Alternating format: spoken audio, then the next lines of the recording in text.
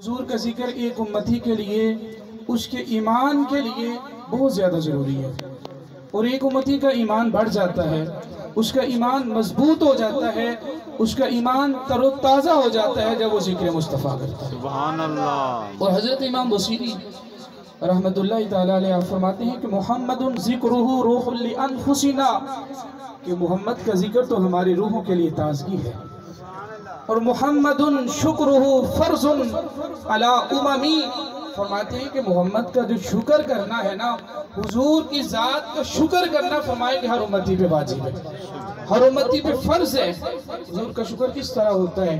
حضور کا شکر ہوتا ہے نعت کی صورت میں ہوتا ہے، حضور کا شکر ہوتا ہے درود و سلام کی صورت میں ہوتا ہے۔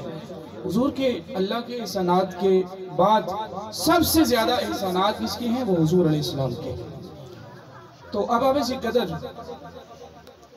قرآن مجید کے آیت کریمہ آپ کے سامنے تلاوت کی ہے، جس میں اللہ کریم نے ارشاد فرمایا، ترجمہ سماعت کریں۔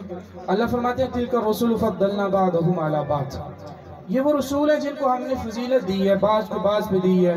مِنْهُمْ مَنْ كَلَّمَ اللَّهُ، ان میں سے وہ ہے جن کے ساتھ اللہ نے کلام فرمایا ہے۔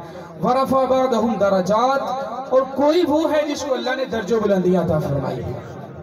کوئی فلک اتے رہ یار گیا، کوئی سدرہ تے ہار گیا، ایک کالیاں زلفاں والا سی جڑا لگ عرشاں تو میں پا